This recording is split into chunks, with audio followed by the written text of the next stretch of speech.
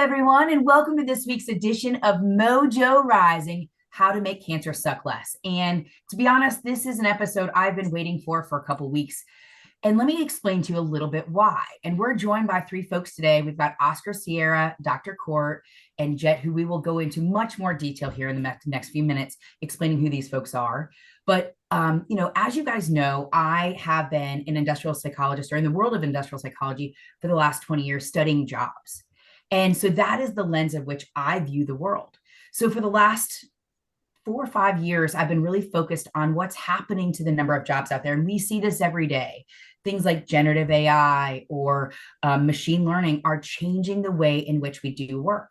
In fact, for those of you that don't understand, we're actually in the midst of the fourth industrial revolution.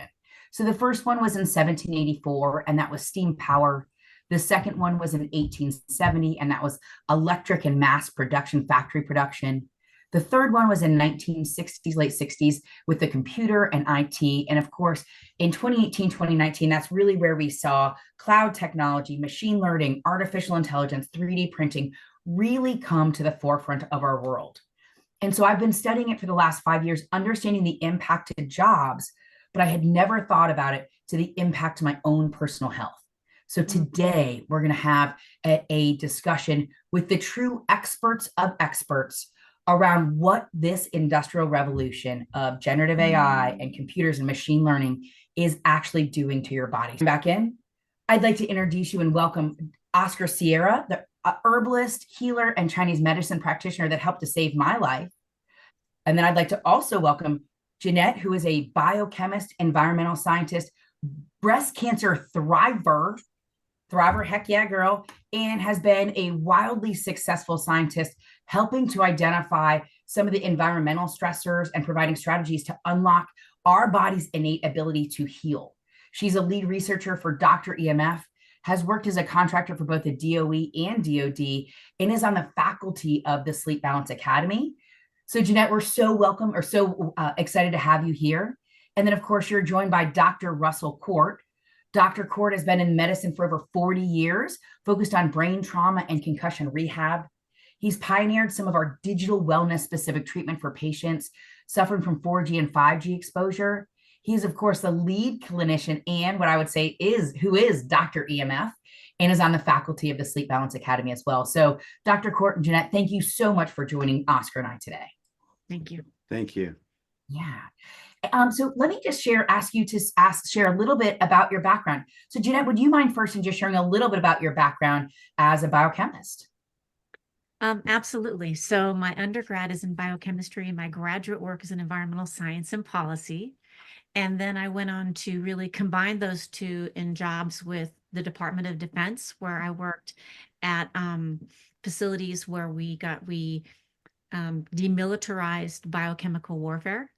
And then I've also worked for the Department of Energy as a contractor, where I worked with low-level and high-level mixed radioactive waste. And so I had many different jobs there, and I was exposed to many different kind of very nasty stressors. And with that, I've transitioned to really using my knowledge, because I looked at a lot of data. I had a lot of scientists that worked for me, and to really the work that we're doing now and studying really the science of how we heal. That's awesome. Okay, well, we couldn't be more grateful to have you back on the podcast. And for some of you who remember this, Joanette has been on to our podcast once before, and that was really to help us understand the impact of radiation. So anyone who's out there considering radiation as part of their cancer treatment strategy, please go back and listen to that episode, because it was truly wonderful with Dr. Chad Levitt and Dr. Prasad as well. So, all right, Dr. Kort, can you share a little bit about your background? Well, yes, I started in medicine actually in high school through a medical arts program. And my senior year, I worked on an ambulance. I worked in the hospital. I had kind of carte blanche to be able to go and walk through the hospital, go to any department I wanted to, and just learn.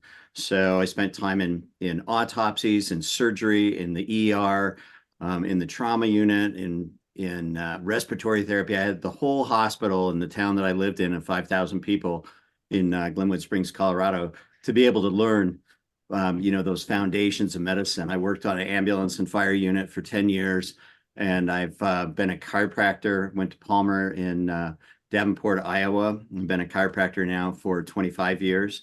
So my whole medical history has been over the course of 40 years. But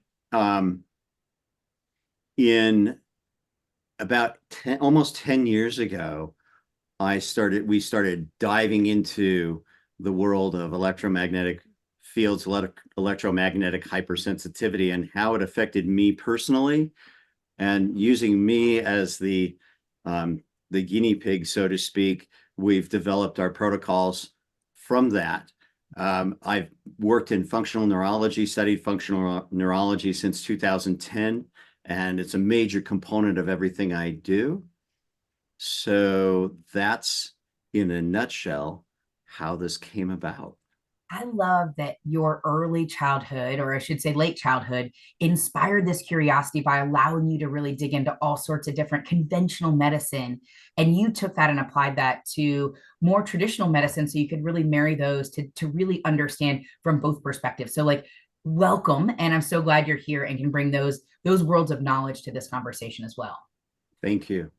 But let's talk a little bit about, for folks who are brand new to this idea of EMF, can you define how would you define what an EMF is? Well, our world is made up of electromagnetic fields. You name some dates early on, and I think that 1844 is a big date. That was the date that the first text message was sent through telegraph, and the first text message was, "What hath thou wrought?" Sent from Washington, D.C. to Baltimore, Maryland. And I actually have my grandfather's telegraph up on the wall, up on a bookcase, so that it just keeps me grounded in the world of that. And it's interesting that even in the 1800s, the symptoms that we were seeing in the human population, they're very similar to the symptoms we see today. Mm-hmm. And the treatment is very much the same, being misdiagnosed and treated with medications and alcohol and other things to try and calm people's brains. So EMFs are all, we've just established EMFs are all around us. They come from all sorts of different sorts of technology, whether that is your cell phone, whether that is your TV, your microwave, so all sorts of different. But these waves have different frequencies, right? Or different impacts. So your microwave is more than your computer. Is that accurate? Yeah, that's accurate. And it's really like all the bees in the room. Mm-hmm.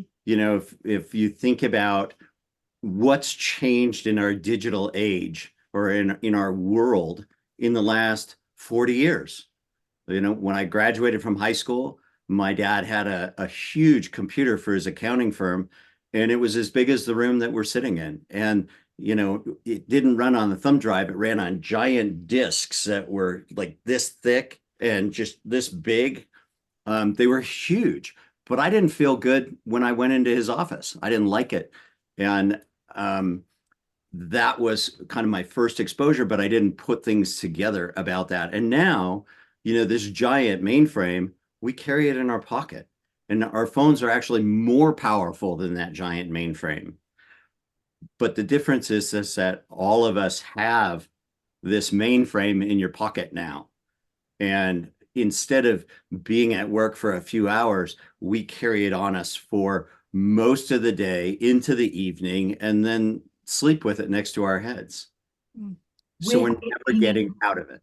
With it pinging to your microwave and your dishwasher and your air conditioner, and like now that it's connected to everything in your Internet of Things, it's not only running, it's running and connected, I'm sure, which that's been my worry of, I know that there's research out there, and I want to get into the research in just a minute, but I know the research says some low level EMF is okay, but obviously high level EMF, when I don't want to live under power. I don't want to like have a microwave next to me all day, things like that. We know are worries, but when we have all this low level mounting up, that's my worry that I have deep inside, that I'm hopeful that we can answer for some of our listeners here today. So let's talk a little bit about, when is EMF quote unquote dangerous? I think this is an and I've reviewed a lot of this research that's out there, and I'm going to answer it a little different. Okay. We heal through really ancient pathways. And that's what we study, are those ancient pathways, and that they're measurable, like measurable outcomes.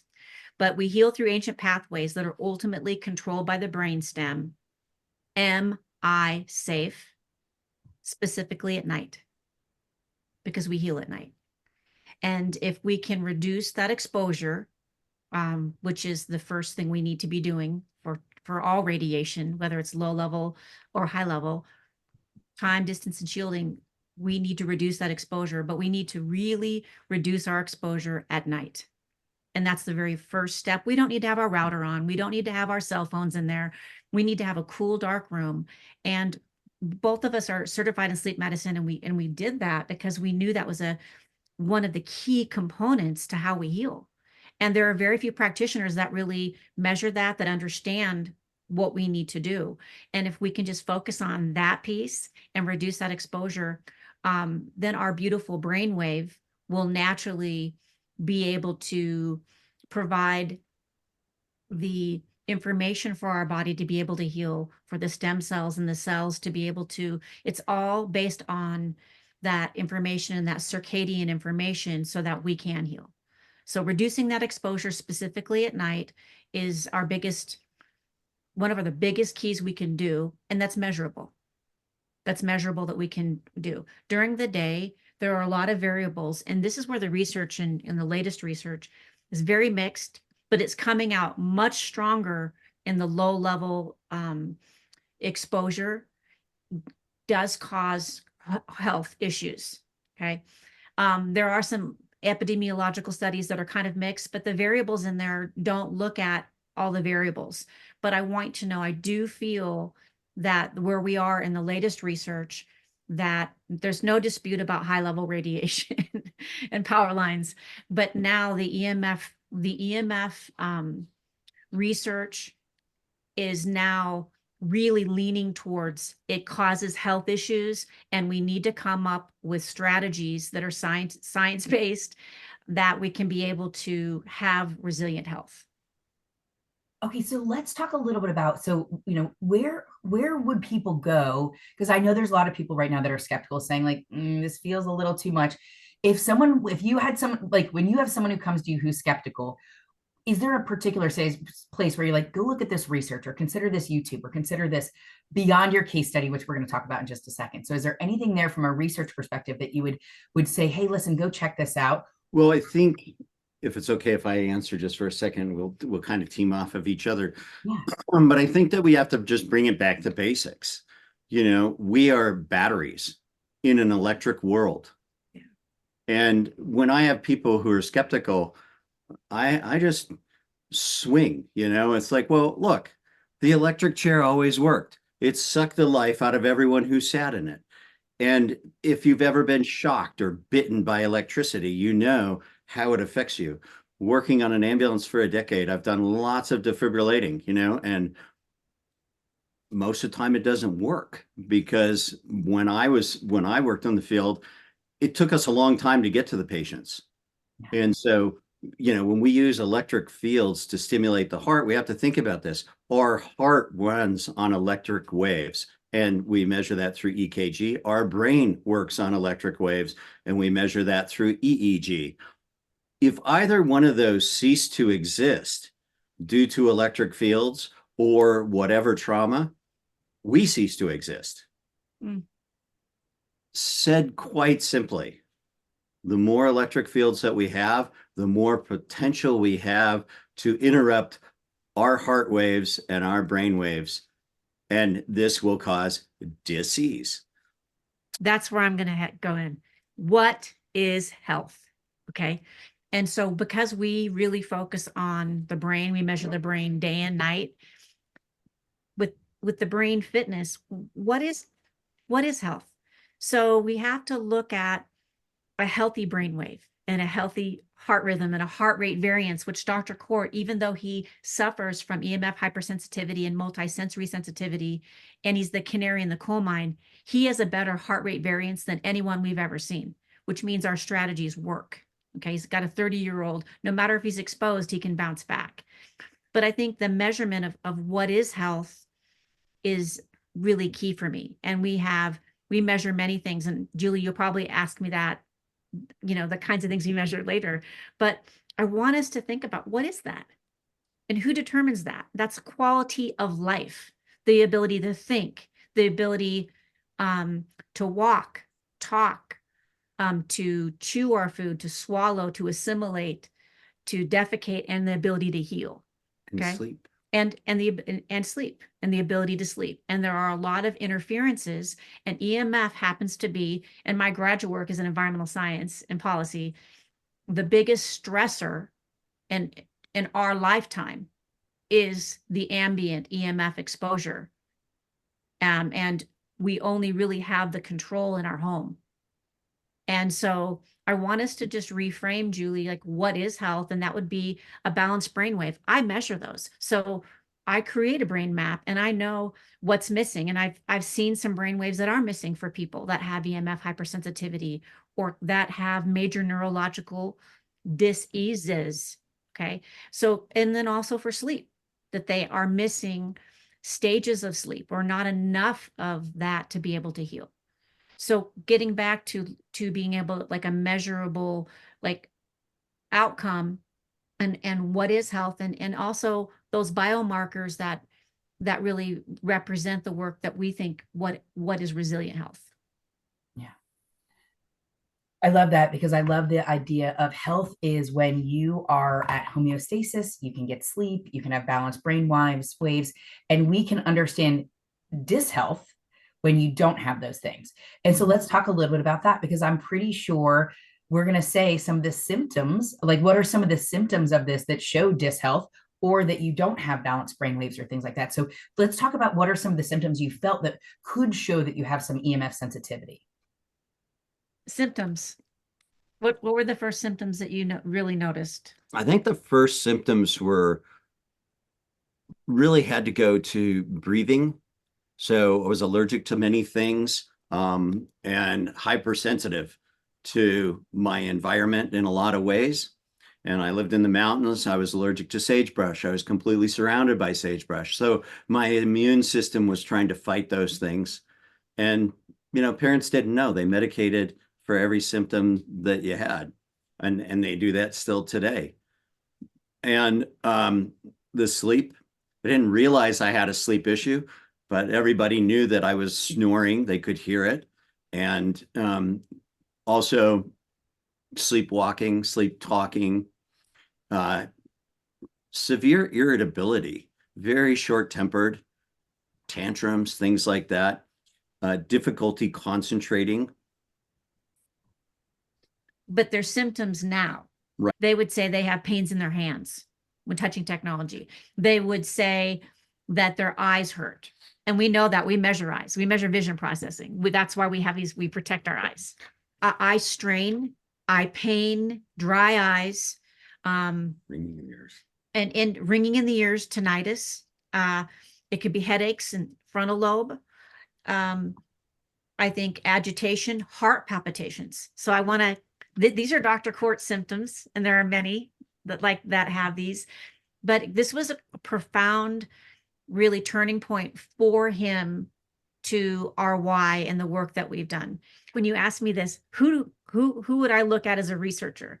I looked at many, many people globally that have studied EMF hypersensitivity for a very long time. And then we attended a conference back right at the beginning of before COVID in 2019 in California. And it was the International Physicians Conference on EMF hypersensitivity. And we go there and we get to meet Dr. Ollie Johansson from the Karolinska Institute, retired now, and then Dr. Belpom from France. We had conversations with both of them. We get to see all these people lecturing, and we're so excited to be there going, we're going to learn protocols. We're going to learn to be able to take this stuff back to the clinic. And no one talked about the brain, and no one talked about sleeping. And we were like looking at each other, and we were like, we left there and went, nobody has solutions. And so then we had to realize that we are the tip of the spear.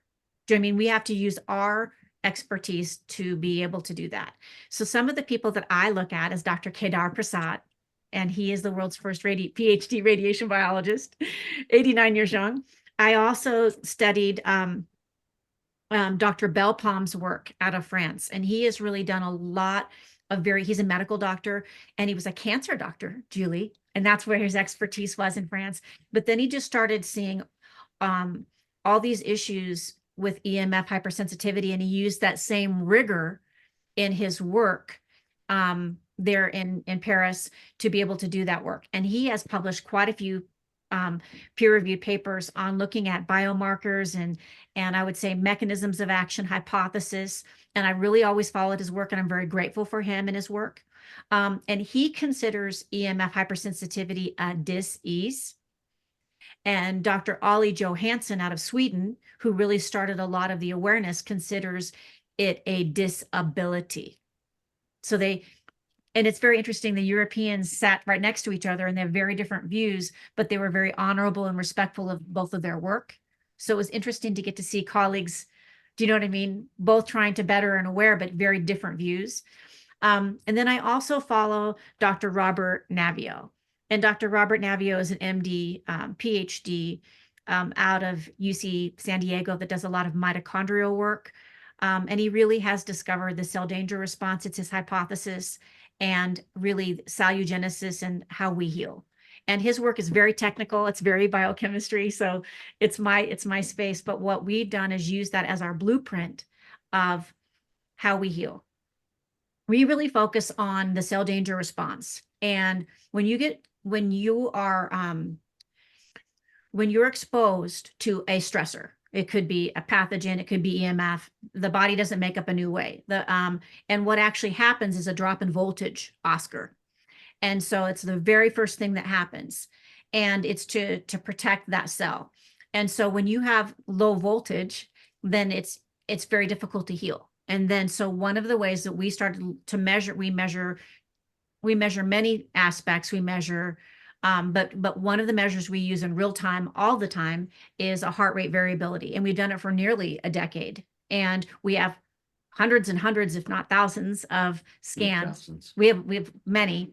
And when people, and from that HRV, we have a couple reports that are created from that algorithm where we look at your body's ability to make energy and how you distribute it.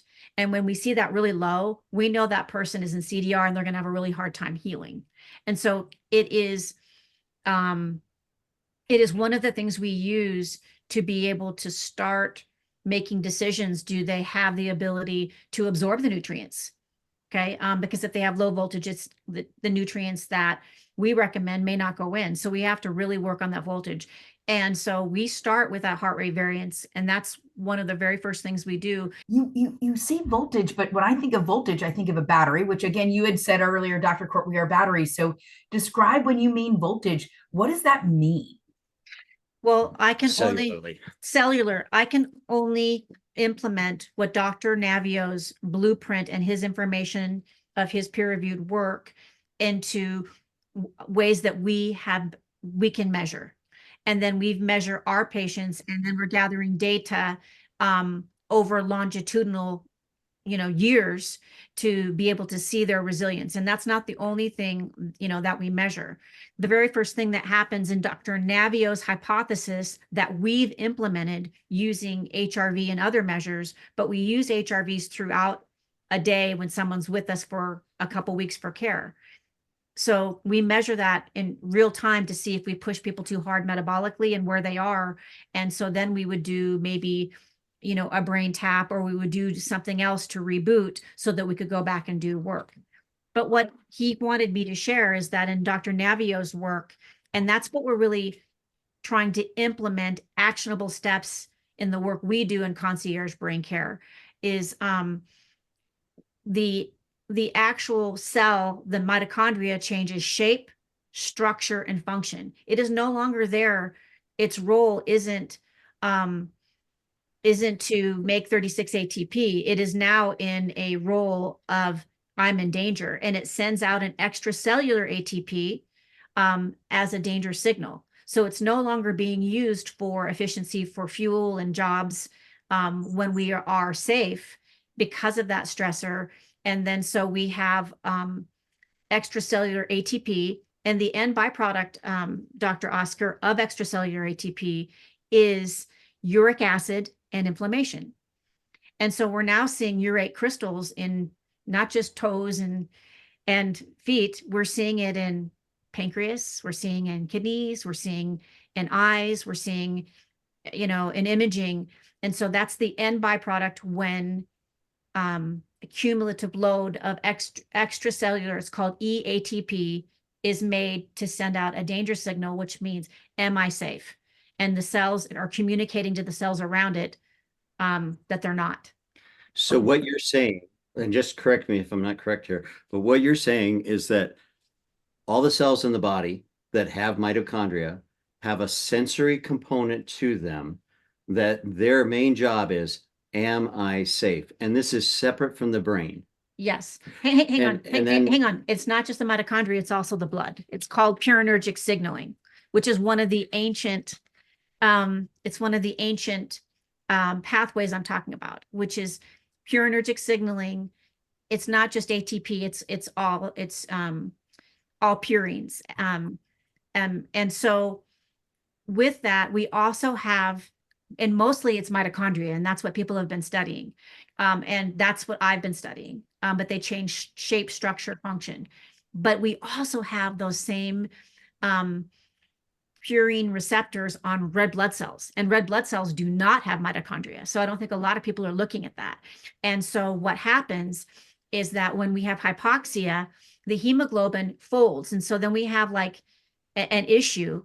And then the danger signals of the purine receptors are extracellularly communicating that they're in danger. And one of the biggest things, which we've not talked about, and we know this to be true, is low blood flow through the middle cerebral artery to the capsule-thalamic region of our brain. We know this to be true. And so for Dr. Kort, some of the strategies we really focus on is reducing exposure, but then also helping blood flow through a particular pathway so that he doesn't go unconscious. And we have our service dog Kaizen. And so like we're at a conference and it's a sea of cell phones and routers and who knows what, and he's pushing through and he's doing his job. And then he'll usually have a foot twitch. There's always a physical in me. In him. He'll have that, but then he'll start behaving differently. And then he could go from there in a plane, he could actually go unconscious, which is a big Faraday. I mean, he can hear, but his body is really going to minimize and just keeping the oxygen going to his brain. So getting back to the purine receptors, yes, Dr. Kort, you're correct. And it's most cells with mitochondria have this ancient pathway, which are purine signaling, am I safe, extracellular ATP, but then also red blood cells that also have that. And then when we have hypoxia of any kind, and it could be from obstructive sleep apnea, it could be from EMF, clumping, rouleau, the misfolding of the hemoglobin will cause all kinds of issues. Yeah. It's our job to look at it under a microscope as to the cell, but also the macroscope as to what they're eating and their environment, and if their parents yelled at them when they were a kid and they got shocked by shoddy wiring, or all the things that contributed to the cell and the organ and the tissue and the organ system being functional or dysfunctional. I mean, your definition earlier of health was a functioning brain, which is great. I love asking clinicians and scientists what their definition of health is. Mine is the freedom to do whatever the hell you want to do. If it's being a bank robber, or a race car driver, or a stay-at-home mom, like to do whatever the hell you want to do really well and really easy. And that is, like you said, ease. There is lots of ease to your bank robbing or, child rearing or whatever it is. Well, I want to take what you said earlier a few minutes ago, what Jet said about the cell danger response. And I want to go back to my work, and that is looking at the environment and our digital hygiene and our digital world that we live in. And you had said something about the heart earlier. Oh, this is good. So this is one of the biggest bees in the room. Mm-hmm. Okay, your cell phone. And our eyes were never designed to protect us from the pixels that we're exposed to in our phones, our laptops, our computers, all of our digital world. And the eye doesn't have any protection. So we're seeing damage in the eyes that we've never seen before in the last 40 years. So we sit like this and we look at our phone like this far away from our face as we're texting, look at any kid, 3 to 4 inches away with all of this radiation that's coming out of our phone in the pixels. Then we take this device and we put it against our brainstem. Right at the trigeminal nucleus, the entire brainstem is found between our 2 ears, as well as many of the cranial nerves that come down into the mouth. So we're seeing parotid tumors and things like that at a higher rate. Then when it bothers our head, then we stick it like this and we talk on speakerphone and point it at our thyroid. Not the coolest of things. And so we're seeing an increase in thyroid issues. A lot of people will talk like this, and whether you're talking like this or you're talking like this, you're pointing it directly at your heart. And what we have seen in HRV, in nearly 100% of the people, I never say 100%, but nearly 100% We're of the seeing people, a strong pattern. in the pericardium, the fluid around the heart as well as the heart. From here, we take it down and we text, pointing it at our small intestine, not our large intestine, our small intestine, which we're seeing a big problem with dysbiose in the gut. Then we take it down further and we point it at our genitals, sitting with the speaker pointed directly at our genitals. And then we put it in our front pocket for boys and our back pocket for girls. So that's one of the things we looked at. Also with our EEG work. And this is some of when we presented this work. And I don't know if you want to talk about this now, Julie, but when we presented our 3-year case study, we only picked 3 parameters, and we could have talked about the gut, or we could have talked about other things, but we talked about his major issues, which were, and we always have to remember with the person that's coming to you, why are they there? He came to us because he had horrible balance. I mean, horrible, and brain fog. Okay. And so we presented those 3 things. I just was going to quickly introduce this to our listeners because they had shared with me a video in preparation for this interview, and it was with someone named Ryan. And Ryan was an electrician who was extremely sensitive to electric toxins, which from a job perspective immediately hit my heart. But understood he had had 8 months of really challenges being out of work, going to ENTs, going to doctors, trying to figure out what was happening. And he came to your doorstep. So I just wanted to give a little bit of a background to our listeners to understand what Ryan's history was and what are some of the things you've done for him. Well, Julie, it was actually 15 months. So he was an electrician. He didn't have the sensitivity or didn't realize he had the sensitivity. And he was an electrician on a floor that didn't have 220 panels, but had 440 panels, and not a few, but 250. 440 panels, never shut off the electricity, worked there, 5+ days a week. And one day after 10 years, he drove to the parking lot and couldn't get out of his vehicle. They took him to the hospital by ambulance. They couldn't figure out what it was. They thought it was maybe psychosomatic and that he had balance issues. He spent 9 months at home, pretty much bedridden. He could stumble to the TV and watch TV, but he couldn't perform any tasks in the house, doing dishes and things like that. He got strong enough to go back to work, and he was there for 5 months. He was there for about a month and a half, and then he became functionally impaired for another 5 months. Then he became functionally impaired. He went back for a week or 2 and became functionally impaired again. And that's when he was referred to us from a sleep specialist. Mm-hmm. And when he arrived in the parking lot, he couldn't walk. He was wheelchair bound. And when we tested him, go ahead, Jet. When Ryan came in, he had to be wheeled in. He's 41 years old, father of 2 very young girls, and his wife had to do all the intake. Like, we measured all of our baseline concussion, very comprehensive assessment. He was very sick. Very sick. And his balance was the bottom 3% for his age group in the largest normative database of balance ever collected. His EEG, his wife had to answer most of the intake questions, and it was just very slow. He had a very, very hard time. Ryan started with a 73-year-old brain, and he finished in 5 days with a 34-year-old brain through all of our parameters. And the best that we had over the course of the treatment was a 23-year-old brain, I believe. 21-year-old. 21-year-old brain, sorry. As Jet said, balance started at the bottom, 3%, finished at 90, is it 93%? He did. 93% at the end of the treatment. Heart rate variability was around 13%. At the end of the week, he was pushing 90s and 100%. Ryan went from wheelchair bound to Monday to pushing the wheelchair down Tuesday and never used it again. And these are, in 5 days, results that all the PhDs at this conference had never seen. And neurologists. And neurologists. I mean, one of the guys that was there had 5 PhDs, and he just looked at us and he goes, "How many people do you have on staff?" And I'm like, 2, sometimes 3. And he was like, unreal. This is amazing. Yeah, and none of them are certified in sleep. Right. So, how did you do this with him?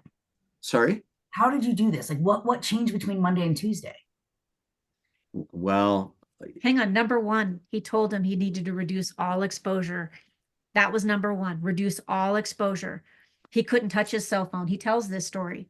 Okay. He had to reduce, because when he was at home, he was doing more of this. Yeah. You know what I mean? He had nothing to do, right? That's what people do when they're sick and they're sitting there, you know, doing this. So that Dr. Kort said that none. everything went off. Router went off for a week, no phones for a week, you know, no electronics at all. And then, you know, I developed protocols that are specifically designed for each person. Based off of their brain map. Based off of the brain map. And, you know, I do heart rate variabilities throughout the day to look at what's working and what's not as good. And then we just go down this path of how do we rebuild this guy's brain? What kinds of things do we do? And so we have many different things that we did over the course of that week to improve him. But the biggest thing was measuring continuously throughout the day. And when I pushed him to the point where he was not able to perform any longer, then we put him down. You know, we put him into hyperbaric, or we put him into a brain tap in a zero gravity chair and lit him up with all kinds of red light and everything else. But I am a multimodal approach. There's not one thing that I do when I treat people on these intensive treatments. It's myriad of things that we do to bring them back, and then remeasure and measure and measure and measure throughout the day. And when they're done, they're done. You know, when they don't have the ability to continue to function, they either they lay down and get rebooted. And if it's still not working, then they get sent home. You know, it's time to heal. It's time to heal. You know, I'm very cognizant of what they have the ability to do. But when people come and see us, they're with me for eight hours a day. And it's a nonstop game. Even when they're resting, I'm working on them while they're asleep. Hang on. He's measuring them. Like we before they, we measure them. So we know if they're getting restorative sleep or not. And, you know, we take care of all of the nutrition. We take care of Jet takes care of all of the food, making sure that everything is perfect and specific. It is a concierge care that is, you know, we like to say best in the world. So we work really hard at that. So Julie, we got to hang on, Oscar. We got to present. Hang on a second. That some things he right away got better in that first week, and then the EEG data of that week, we got him better in that 1 week. But he just got better at 1 year and 2 years and 3 years. But the one thing that we never stopped working on, even though he went from the bottom 3% to like 70% in balance, and all the neurologists there would have been thrilled with 70%. That wasn't good enough. We want this is quality of life, right, Oscar? We didn't stop working for this man to figure out how can we make his balance better.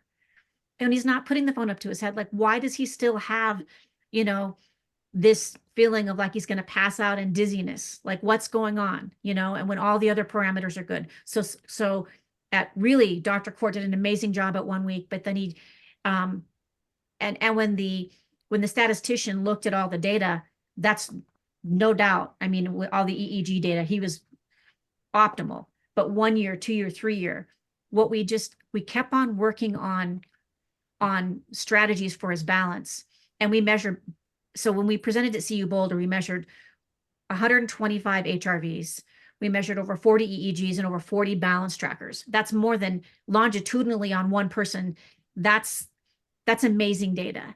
And so we got to be able to present those to the neurologist after they saw his video to see his story of resilience. But I put up the raw data, Oscar, so that they could see all the timestamps. Like, I didn't type those in. That's the report. And I think to get to see him jump from 70%, which is good, we use some strategies specifically that they use for NASA and pilots to help them when they feel dizzy.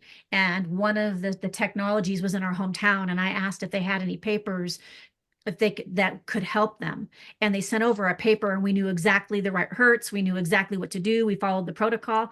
Dr. Kort said, all right, Ryan, I need you to do another balance right now. I want you to use this technology. You're going to walk out my gate protocol, and then we're going to remeasure. And when we did that, he went to 93%, and it never went back. When did we start to understand that this was a problem, or that EMFs were impacting health? Telegraph operators in Canada were having these types of symptoms. And the symptoms we're talking about that Dr. Kort has. And they were the closest to them, like time, distance they were. And so they called it electromagnetic sickness. Telegraphic electromagnetic sickness. And so they actually sued AT&T. Canadian AT&T company, and they won. And so we knew that it was an issue, and this is well documented back with the Telegraph. Yeah, they had a policy to help pay for medical bills, in the 1800s for the women operators. So that was the first that. And then we had telegraph sickness. In World War II, we had radar sickness. In Vietnam, post-traumatic stress. And we've seen Gulf War sickness. Many of these things are affecting our military as well. And that goes all the way back to the beginning. And I think, Julie, going back to the latest research that I sent you, Dr. Prasad's latest paper on the proposed implementation of concepts, ALARA and PAMARA, to reduce the health risk of EMF radiation. And it is a very well cited paper. It's the first paper that I've ever seen where it actually goes through 89 citations and really explaining that we need to reduce exposure, and we also need another protective measure, such as micronutrients, to protect from the EMF radiation. Normally, ALARA, as low as a reasonably achievable, is used in high-level radiation. And so I was a radiation worker, so I had a dosimeter. Pilots and airline workers, they're radiation workers. And so they get a lot of exposure. And so ALARA, that is like shielding, like at a dentist office or Dr. Kort used to x-ray and image the upper cervical, that shielding is ALARA. And so this new paper that Dr. Prasad, it will be actually, I sent you the preprint. It's already been accepted into the World Journal of Pharmaceutical and Life Sciences, and it will be out.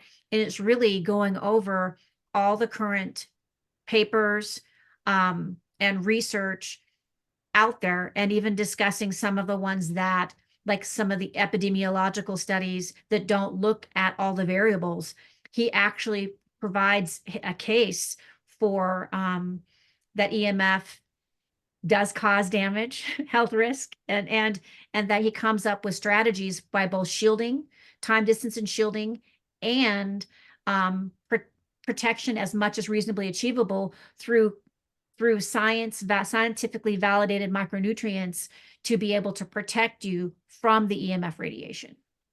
Okay, my brain's swimming a little bit, so let me bring this down for our readers. So, okay, earlier today, you talked about how EMF causes breakdown in mitochondria, causes breakdown in shape, structure, and function.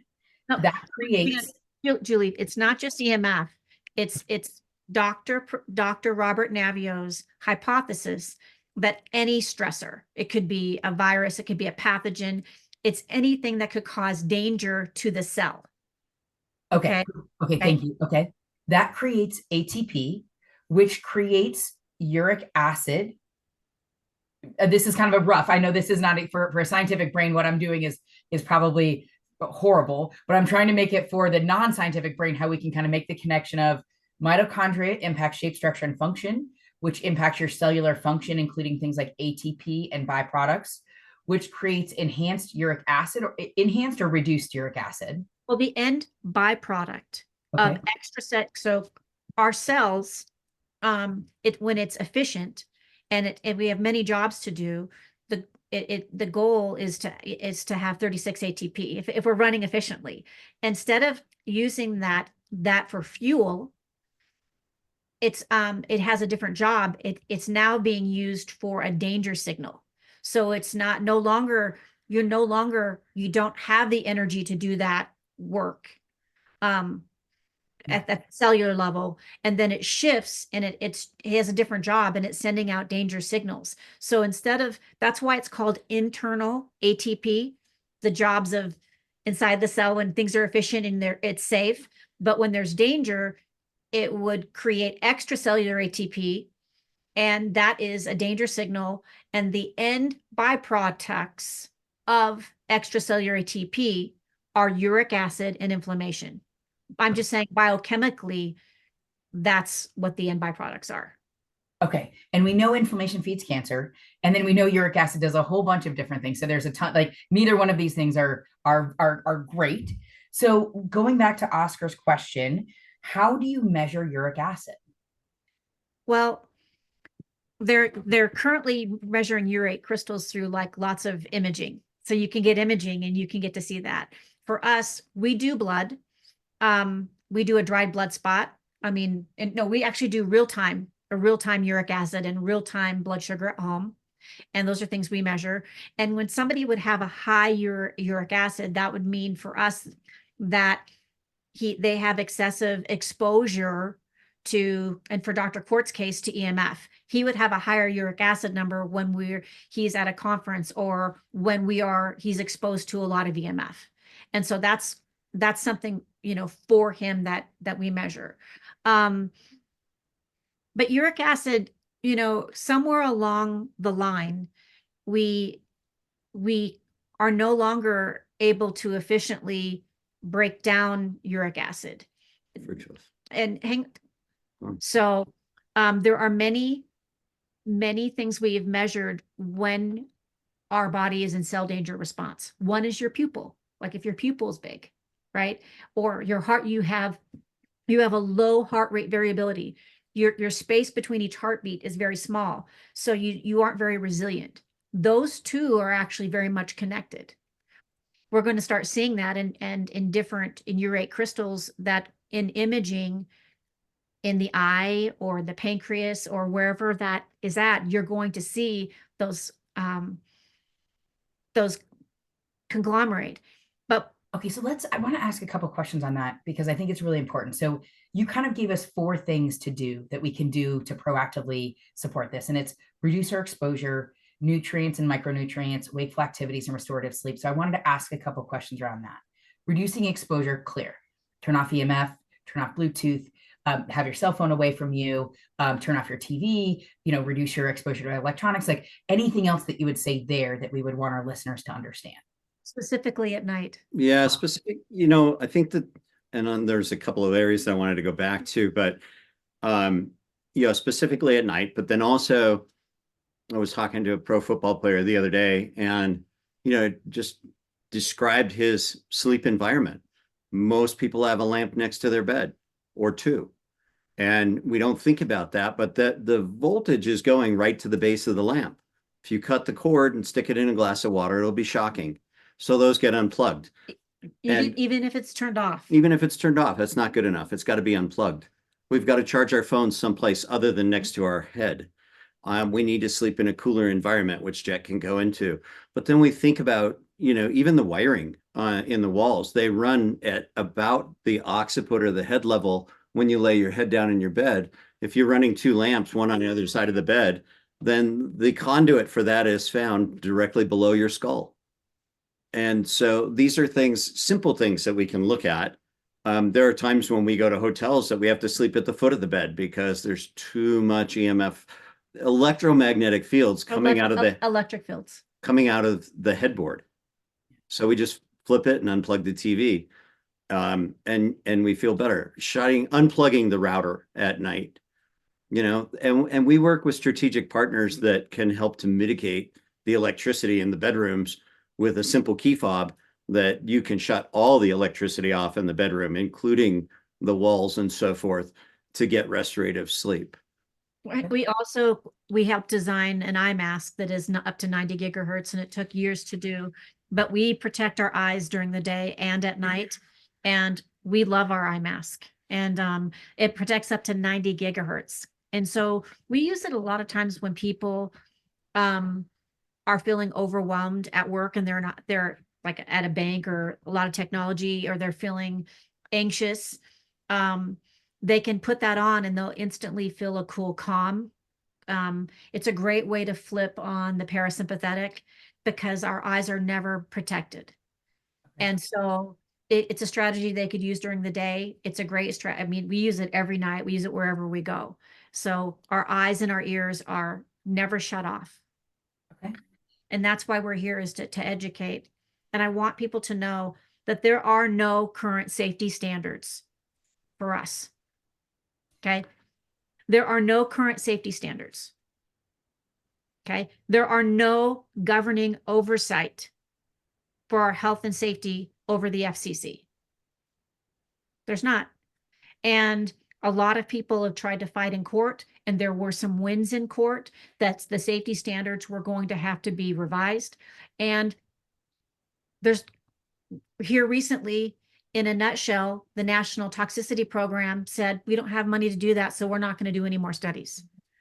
Okay. That is my biggest fear in life, Jet, to be honest, is that when we think about this, and I understand the future of jobs, again, that's my lens I see the world through, and I understand how this is impacting the future of jobs, that this is going to be something that there's no way to stop. So my biggest fear is that they're never going to measure it until it's too late, because there's not a way to stop the economic engine this is driving. And so we now know the line has been drawn in the sand. They're not revisiting that safety standard, and they're not doing any more testing. And there isn't a current standard for our health, and that we must reduce our exposure. Okay. We must work in order to heal. Okay. No matter what, we have to reduce our exposure. We have to have nutrients, wakeful activities, which we'll talk a little bit about, and then restorative sleep. And then also one of the things that we have is a service dog, Julie.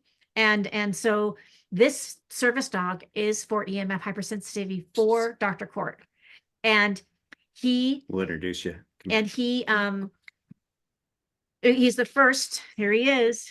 This is Kaizen.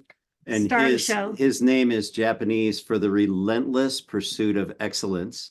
He smells my pheromones, smells my pheromones in my skin and my breath, and observes my behavior. When he sees me ticking, he'll jump up in my lap like that and lick my face and say, look, we got to get out of here. Or he'll roll over on his back and just start licking me. And if I'm not realizing that I'm being affected that way, then he'll get jet. And, case in point, you said this earlier in the podcast, and I wanted to share this with you. We're all sensitive. We're all made of skin. That's our primary defense. And there's nothing different between the human race. We're all the same. So we are all being affected. It's just that some of us are blessed. And I truly consider this a blessing to be a sensitive person, with the ability to not only feel it, but then be educated enough to recognize it and learning this is what's driven us to where we are. And so for me, it's like a superpower, but sometimes it affects us. And so we were staying in a smart home in Utah, Didn't even think about it, but they had a refrigerator that I'd never seen before. It had a giant screen on it. It was a smart refrigerator, and it would tell you what was in it and what you needed. Do I need more eggs? Yes, you need more eggs. And I was standing in front of the refrigerator about 3 feet away, and I was grinding my coffee in the morning. And pretty soon I started having some motor deficits, and I could feel my brain going down. But in this state of shock, the first part of shock is denial and shock. The denial is a big part of it. When we see this in the ambulance, somebody's bleeding out, they're looking and they're just like, oh my gosh, I'm bleeding. They're just in denial. And I was doing that. I'm in denial. I'm like, no, I can get through this. I can get through this. And I didn't realize, this giant screen is right at my back. And pretty soon I was like, no, I'm not getting through this. Then I get pissed. I just get angry and agitated and irritated. And that's another case of shock that we always saw, in the units. People get violent. You're trying to help them and they're violent. And Jet gets that a lot with me when I'm agitated and irritated. I will get very short-tempered. And so I'm sitting there trying to grind the coffee. I can't. I'm trying to open a bottle of water and I'm really starting to go downhill, but I'm trying to push myself through it. The next step is that the body has to try and protect itself. And the way it'll protect itself is by loss of consciousness. And it's an interesting kind of loss of consciousness. I can still hear. I just can't wake up. And we see this, I'm going to take this back home, sitting in front of the Wi-Fi router, watching TV. How many people do you know that can't make it through a movie? Right? They're sitting there. I mean, how many people sit there and they're like watching a movie, they can't make it through it? Well, they're going through exactly what I just described to you. In this particular case, and we could talk about this on another podcast, Jet's like, I got to get you outside. I've got to ground you. And we've got to give you the nutrients that we have for EMF. And we've got to get you grounded, and we've got to use our other technology of lasers and other things to get you stabilized. And I'm like, no. We got to do an HRV. Yeah, he's like, we got to do a heart rate variability. She's like, no, we've got to go. And I'm like, no, we have to measure. So I measured at 51%. Wow. And I normally run at 100. He does. I don't know if I've even had a 51%. But I was really in trouble. And she recognized it, but I was being obstinate. And I said, no, I have to measure first. So I only need 300 heartbeats, and I could see as I'm watching the computer, man, I am not doing well. And then we took me outside and regrounded me. And in about an hour and 20 minutes, I was back to about 97%. It took me 12 hours to get back to 100%. But these are the things that we measure in real time. And this is something that affects all of us. And I'm not being Chicken Little here. I'm just being honest. We're all made of a skin suit, and we're all in this world, and we're all exposed. And there are places when we drive, Dallas is pretty rough on me because there's a lot of traffic, there's a lot of towers, and it's rough on me. I can feel it when we're driving. We were driving through from California to Phoenix and driving through this huge area of solar panels. And I started getting agitated and irritated. I could feel it.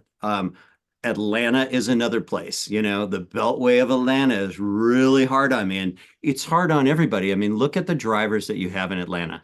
Hang on. Super agitated, terrible drivers. Hang on. But fair. But Julie, one of the things that I do to reduce exposure is that I read a map. And so we don't use GPS. All of our technologies turned off in Faraday bags. So we reduce the exposure.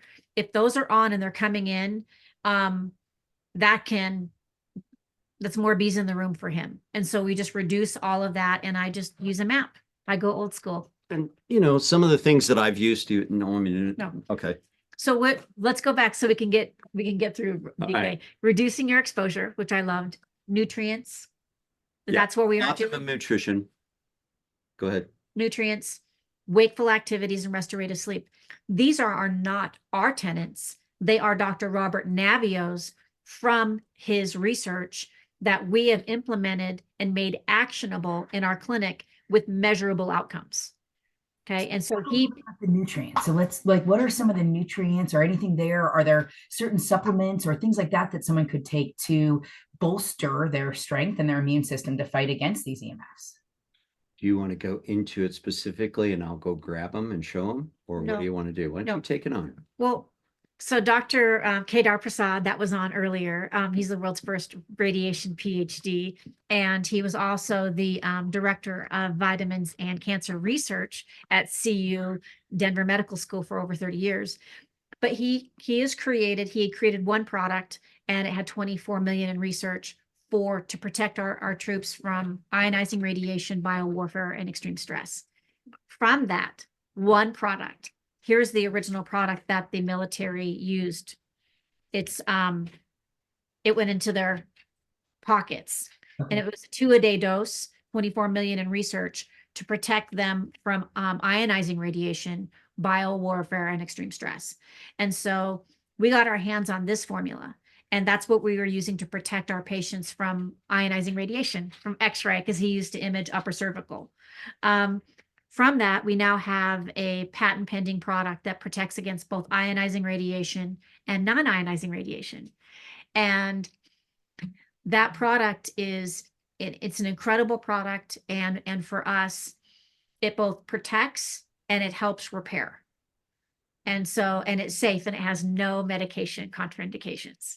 So I love that product. So people that do not get restorative sleep, whether doesn't matter if it's from insomnia or from the too much, it's hot in their bedroom, it doesn't matter, temperature, electrical fields, or obstructive sleep apnea where they're actually suffocating, they're not getting enough oxygen to their brain, we're going to see higher uric acid levels because it is a stressor.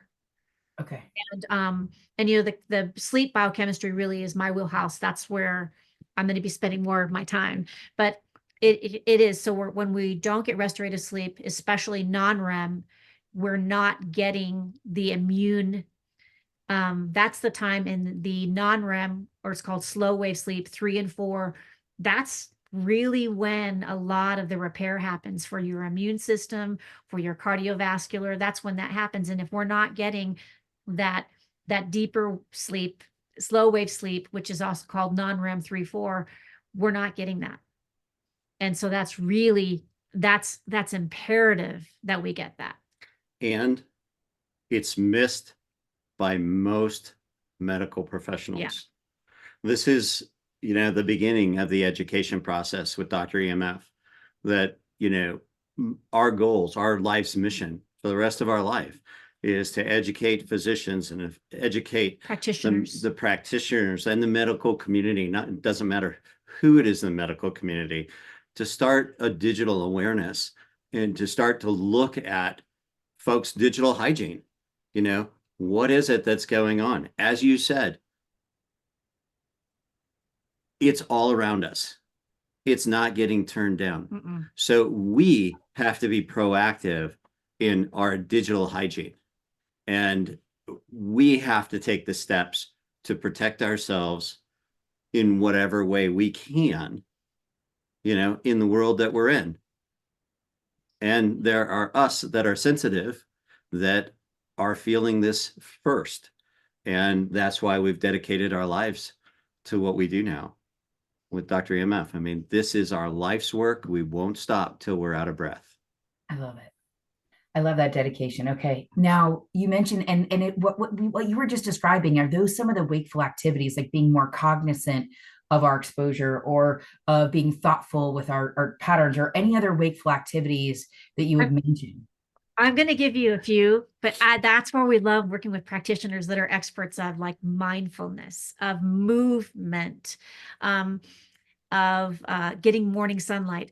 But our area of expertise is really different. What stressor? It could be environmental. It could be that you have a mean spouse. It could be you're not getting sleep. But balance, if you have a balance issue, every step you take, you feel like you're going to fall.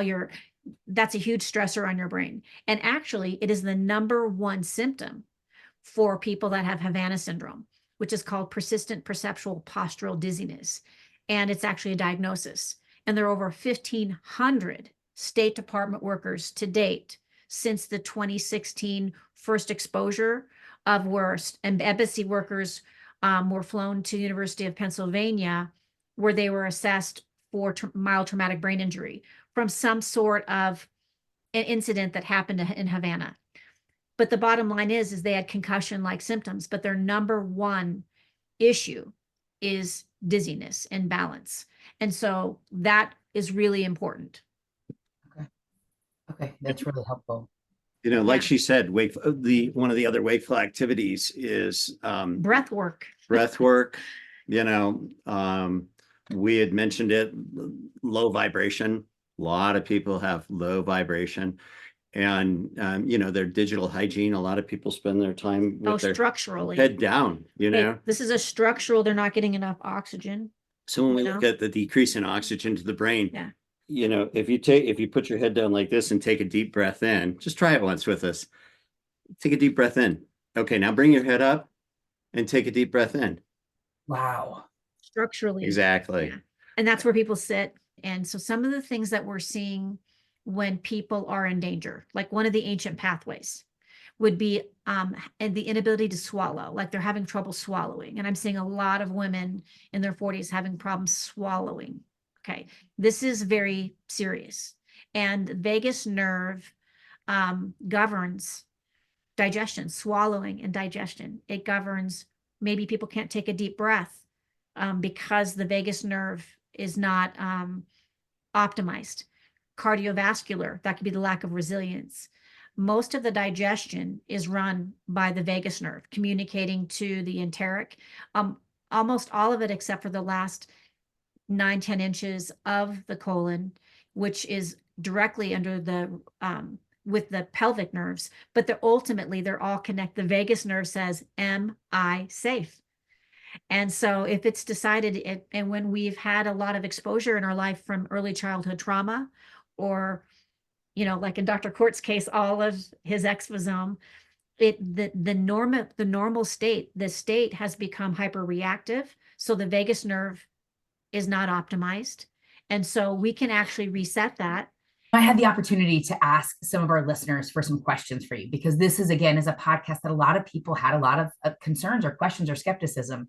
And one of the questions they had, which I think is really interesting that I want to ask you, is, can you actually block, or do you need to harmonize EMF? So would you have any feedback on if you can harmonize versus block, or what are your thoughts? And I think there was a visual reaction to my question. So I think you probably have some strong thoughts, and I can't wait to hear them. Go ahead. Okay, I'm going to be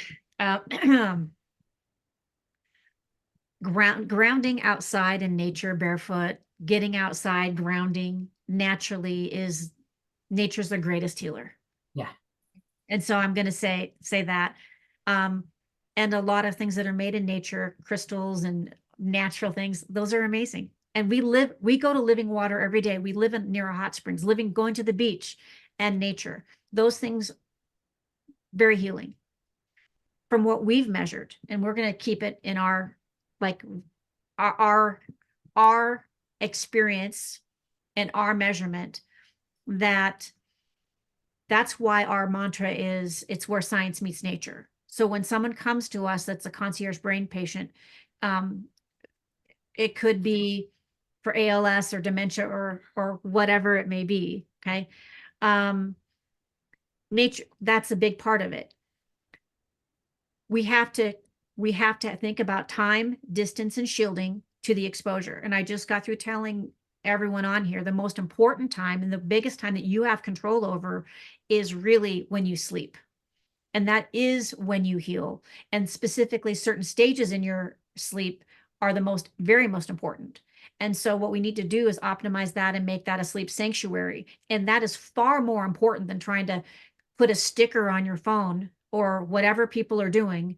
From what we've seen, there are many products that are out there that are just marketing. Well, and it's not our wheelhouse. We have others that we defer to on that topic. We do.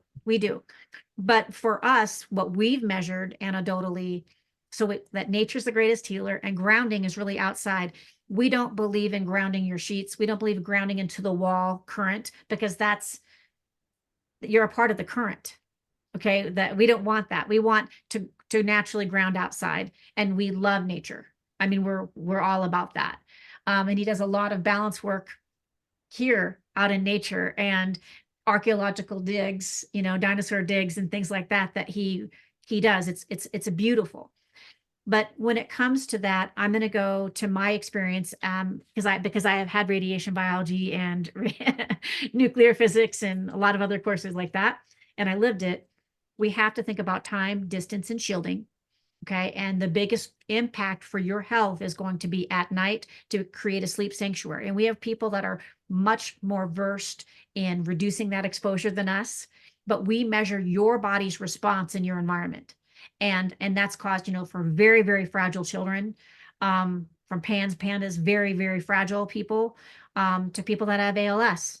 Okay. And so we're measuring their sleep so we can get restorative sleep. And if we can do that, we can heal.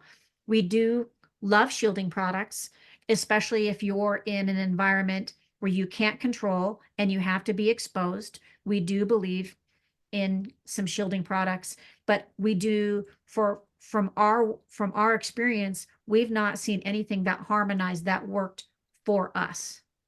Okay.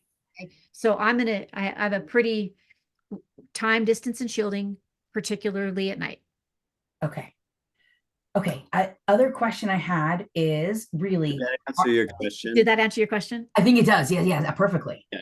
And I think really what you just answered was harmonizing is not the goal. Our goal is to block where we can, specifically to block at night when we have the greatest capability and potential to heal ourselves. That is the time where it's precious moments, and that's the opportunity where we can really invest in our sleep sanctuary so we can have much greater health outcomes. Is that a fair synopsis? Yeah, and to control all the variables. When we're in other environments, Julie, and you know this better than I, even though I've been in some very toxic environments, that we can control those variables. Yeah. And that's what this education and this self-care is about. And that's the biggest bang for your buck. And just unplugging things around you, but unplugging the router is a big one.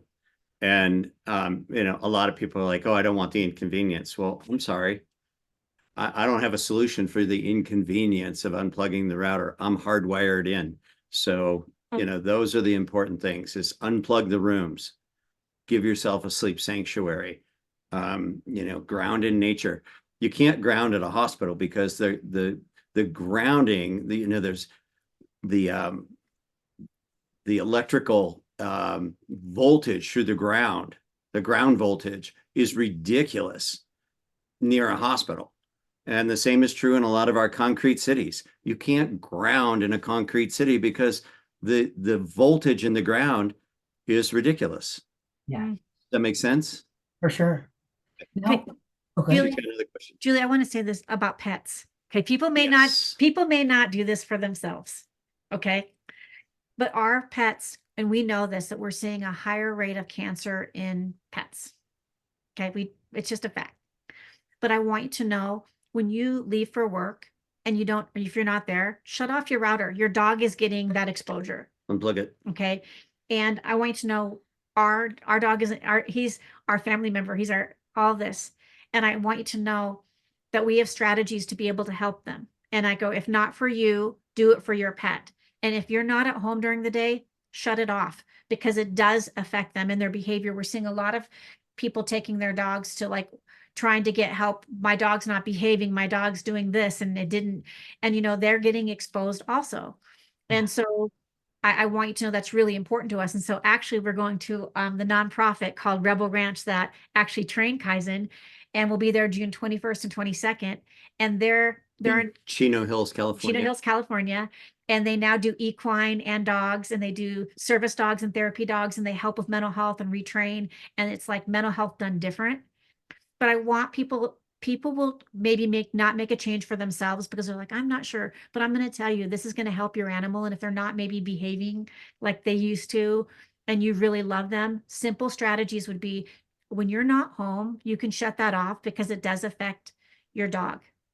And your children. You have to unplug the children and the animals, they're the most vulnerable. They're very vulnerable. Okay. They're the most vulnerable. And so, we take care of our pets and we take care of our children. You got to unplug the children's rooms as well. You do. having a Wi-Fi baby monitor is not Bad the idea. best ideas. Yeah. Okay. Now, just like with colon cancer, I would assume hypersensitivity to these forces is something that is very difficult to diagnose and very difficult to have a doctor diagnose. So I want to just say to our listeners, let me just remind you of some of the symptoms that you've mentioned: multisensory sensitivity, snoring, breathing issues, sleep issues, irritability, balance issues, pain in hands, eye strain or hurt, ringing in ears, headaches, heart palpitations, brain fog, physical twitches, or concussion symptoms. So if you are facing those symptoms, where should someone go to actually get diagnosed? I knew you were going to ask Okay. this. So I would go to, this is very hard because we're bringing this, it's a pioneering moment because in 2023, the actual diagnosis for concussion or mild traumatic brain injury now includes infections and toxins, and it didn't have that before. And so now I think the best people to go to, they would be someone that can be able to work with people with concussions and mild traumatic brain injury, because now they're more open to looking at infections such as mold, Lyme, long haul COVID, and now our work with EHS. And so that's what our message really is to those practitioners. We want them to get our digital wellness work so that they can be able to put that into their practice. And I think we're really on the cusp of where we are, and in our work and Dr. Belpom's work and Dr. Prasad's work, that we can be able to get this knowledge and awareness and simple measurements in the hands of practitioners. But I think the best suited ones for, depending on the concussion-like symptoms, to go to someone that could do that work. And, said more simply, there's not a diagnosis at this point. And I would say, Yeah. if So you can't get it diagnosed, then maybe the answer is just unplug your router and see if you feel better. And if you do, that is exactly it. And this is, we are the tip of the spear in this, and we're not the only ones, but this has been our work, and Jet's helped keep me alive, and we don't stop. This is our work until our last breath. But and having a diagnosis is important, but with all the stuff that went down recently, it makes it more challenging for sure. My fear is, the reality is, our government is not going to be able to protect us because the economic interests of the funding, it will prevent that. Because when we see where our industry is going, we know that technology is everywhere. The Internet of Things, machine learning, this isn't going away. But there is going to be no testing to understand the impact to your long-term health. And Julie, not just that, there are no current human safety standards. So if there's no standard, okay, they haven't assessed that since 1995. Okay, so there hasn't been a current standard, and nor are they going to do one. So I think it always comes with standards, and then there's no oversight if there was a standard to enforce. Do you know what I mean? That's the legal framework. Okay, that's why I look at the cell danger response, because what's going to happen is that our body doesn't make up a new way to handle that stressor, Julie. Okay. You know what I'm saying? So I'm coming at it from a different hypothesis. And furthermore, I think that Dr. Navio's right. I think he's given us the blueprint. It truly is. And he turned me on during my battle to understand true health, and help me understand all the ways that I can reduce toxicity so my body can be strong to fight what really matters. And it doesn't really matter Wi-Fi. It doesn't really matter if I have a plug-in. It doesn't really matter, all these things that we just automatically put in front of our body. And it's creating that cell danger response for no reason. That's what we have to stop so our immune system is strong. And so I think what you're saying is, listen, we can do a lot of things to reduce our exposure. We can do a lot of things to build up our body. Mm-hmm. We can do things to get really restful sleep, because that's when our body can heal. And we can do things to help our body ground and really become one with nature. And when we do that, we can reduce our exposure to these EMFs and help our body thrive in every way, because it won't be forced to be in that cell danger response or fight or flight constantly. That's it. Yes. Yeah. And that's resilient health, because Dr. Kort does have that. Most people that have his symptomology, they are at home living a silent, horrible, life. We're a self-healing organism. You know, we are designed that way as humans. And Hang on, we're hardwired to heal. we're We are hardwired truly to heal. hardwired to heal. But there are interferences Mhm. that affect our ability to heal, be that the food that we eat, the behavior that we have, our electrical world, you know, or if we're fighting, you know, an underlying dis-ease like cancer. Or, I have huge respect for you. I'm so blessed Right. to be here with you. And, you know, a lot of the treatments and stuff that we see with cancer, those people may become sensitive to their electrical environment. We're all in this pool together. Julie, you did a good job. And so I think you really summarized what we do. Okay. Well, I can't thank you enough for joining us today. And I'm really grateful for the knowledge bombs you've dropped on our audience. I think for anyone who is listening, I just would want to wrap up by saying this. The very best tool you can give for longevity is health. You can do that through reducing your exposure to toxicity. And that does not mean if it's chemical, it does not mean if it's food, it does not mean if it's stress, it doesn't matter if it's EMF, but by reducing your exposure to toxicity. EMF is one of the things that we have very little control over in the outside world, but we have great control over it in our home. And so I hope that the time we've spent today will help empower and educate you so that you can make better decisions on the EMFs you will have in your home, what you will do to protect your pets and children, and really how you can get some help if you're seeing some of these symptoms we've mentioned before. Nighttime is the right time to make sure your home is as safe as possible so you can truly heal.